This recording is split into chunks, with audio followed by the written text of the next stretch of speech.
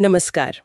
आज हम मैफकॉम capital markets limited इसके स्टॉक पर आई एक ताज़ा रिपोर्ट को थोड़ा गहराई से देख रहे हैं। हाँ, ये स्टॉक हाल ही में 16.68 रुपीस पर था और एक ही दिन में मतलब 20% ऊपर। हाँ 20% का अपर सर्किट लगा था। तो रिपोर्ट इसे कह रही है एक्सपेंसिव परफॉर्मर, मतलब प्रदर्शन तो ठीक रहा है शायद, पर अब महंगा लग रहा है। बिल्कुल, ये रिपोर्ट ट्रेंड लाइन के डीवीएम फ्रेमवर्क पर है। हाँ, डीवीएम, ड्यूरेबिलिटी, वैल्यूएशन, मोमेंटम। सही। तो इसमें ड्यूरेबिलिटी यानी कि कंपनी की जो वित्तीय मजबूती है उसका स्कोर मध्यम है, 40 है 100 में से। 40 मतलब ठीक ठाक, बहुत मजबूत नहीं। हाँ, कह सकते हैं कि एवरेज। और ये भी ध्यान देने वाली बात है कि ये स्कोर हाल ही में गुड जोन से नीचे गिरा है। अच्छा। हाँ, और अपने सेक्टर की दूसरी कंपनियों में देखें तो ये 5वें नंबर पर आता है ड्यूरेबिलिटी के मामले में। तो स्कोर गिरा क्यों? कुछ खास वजह? वजह यह इसके पिछले साल के नतीजे। रेवेन्यू मतलब आमदनी वो गिरी है 5.3% पिछले साल के मुकाबले। और नेट प्रॉफिट यानी शुद्ध मुनाफा वो तो 130% से ज्यादा गिर गया। 130%? अरे बाप रे, मतलब मुनाफे से सीधे घाटे में। बिल्कुल, -130.4% YOY। तो ये गिरावट जो है वो ड्यूरेबिलिटी स्कोर को नीचे खींच रही है। ये तो बहुत बड़ी गिरावट है। और कमाल की बात यह है कि इसी रिपोर्ट में हम देख रहे हैं कि 5 साल का रिटर्न 734% है। हाँ, यही तो विरोधाभास है। मतलब लॉन्ग टर्म में पैसा बनाया है जबरदस्त, पर अभी की हालत वो तो एकदम खस्ता लग रही है। सही कहा आपने। यही चीजें स्टॉक को थोड़ा पेचीदा बनाती है। हालिया फंडामेंटल्स तो कमजोर हैं।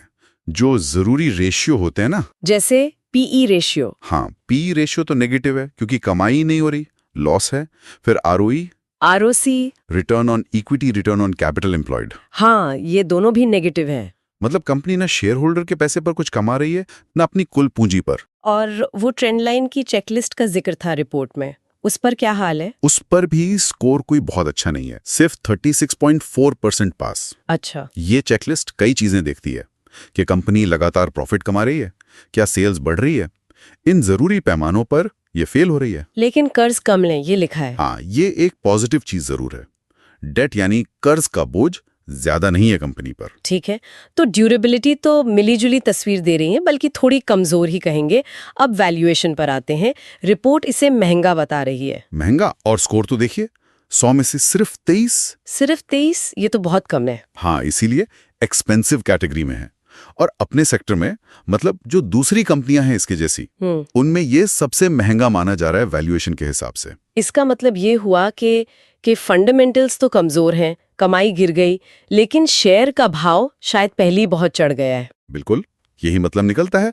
पी नेगेटिव है ही, और अगर आप पीबीवी यानी प्राइस टू बुक वैल्यू भी देखें, हाँ, तो उस लिहाज से भी ये स्टॉक हिस्टोरिकली कोई सस्ते या बाय जोन में नहीं दिख रहा। मतलब अभी खरीदने के लिहाज से तो महंगा ही लग रहा है। ठीक है। अब तीसरा पिलर, मोमेंटम यानी गति।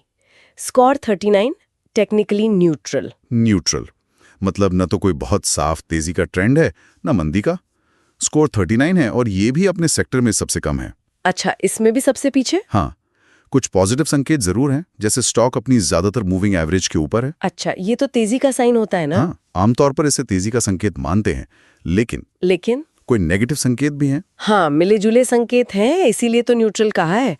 एक इंडिकेटर होता है MFI, मनी फ्लो इंडेक्स। हाँ, पैसे का फ्लो देखने के लिए। वो अभी ओवरबॉट जोन में है, मतलब शायद कुछ ज्यादा ही खरीदारी हो गई है और अब थोड़ी बिकवाली आ सकती है। ओके, और एक और इंडिकेटर है मैकडी। हाँ, वो भी बेरिश यानी मंदी का सिग्नल दे रहा है। तो मतलब मूविंग एवरेज कह रही है तेजी, पर MFI और मैकडी थोड़ा चिंता जता रहे हैं। बिल्कुल, इसीलिए मोमेंटम की तस्वीर थोड़ी उलझी हुई है, साफ नहीं है, न्यूट्रल। समझ गए। तो ड्यूरेबिलिटी एवरेज से कमजोर, वैल्यूएशन महंगी और मोमेंटम भी फंसा हुआ सा। अब शेयर होल्डिंग के बारे में क्या?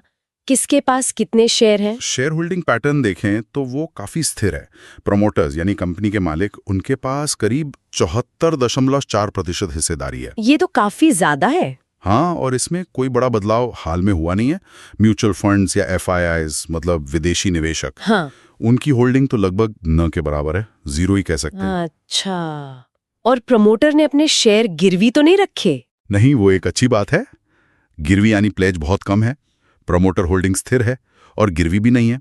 और कोई बड़ी इनसाइडर सेलिंग, मतलब कंपनी के किसी अंदरूनी व्यक्ति ने हाल में शेयर बेचे हों, ऐसा भी नहीं हुआ है। ठीक है, तो अगर हम सारी चीजों को एक साथ रखें, मिफकॉम कैपिटल मार्केट्स 5 साल का रिटर्न जबरदस्त 734%। हाँ। लेकिन हालिया तस्वीर वो उतनी अच्छी नहीं है। रेवेन्यू गिरा, प्रॉफिट तो लॉस में बदल गया, जरूरी रेशियो नेगेटिव, ड्यूरेबिलिटी ट्रेंडलाइन के हिसाब से मध्यम है और बल्कि गिरी है। वैल्यूएशन महंगी है, मोमेंटम न्यूट्रल है, पर उसमें भी मिले जुले थोड़े चिंताजनक संकेत हैं। सही। चेकलिस्ट पर भी स्कोर कमजोर है, बस कर्ज कम है और प्रमोटर होल्डिंग ठीक ठाक है बिना गिरवी के। बिल्कुल सही सारांश है। और ये सब हमें एक बहुत जरूरी सवाल पर लाता है। क्या? यही कि एक निवेशक क्या करे। एक तरफ वो शानदार 734% का पिछला रिटर्न है, जो लुभाता है, हाँ, जो आकर्षित करता है, और दूसरी तरफ ये मौजूदा कमजोर फंडामेंटल्स हैं, घाटा है, वैल्यूएशंस महंगी लग रही हैं, मोमेंटम भी साथ नहीं दे रहा। सही कहा। तो मतलब ये सोचना पड़ेगा कि क्या ये भाव सिर्फ पुरानी कहानी के दम पर चल रहा है, पिछली सफलता की उम्मीद पर, या फिर कहीं निवेशक मौजूदा जोखिमों को नजरअंदाज तो नहीं कर रहे हैं। ये वाकई सोचने वाली बात है। बिल्कुल। क्या भविष्य अतीत को दोहराएगा या वर्तमान की जो सच्चाइयां हैं वो ज्यादा भारी पड़ेंगी? इसका जवाब तो हर निवेशक को खुद ही खोजना होगा। हाँ, ये विश्लेषण कम से कम ये सवाल तो जरूर खड़े करता है और आगे और रिसर्च करने के लिए एक दिशा देता है। आज हम किमिया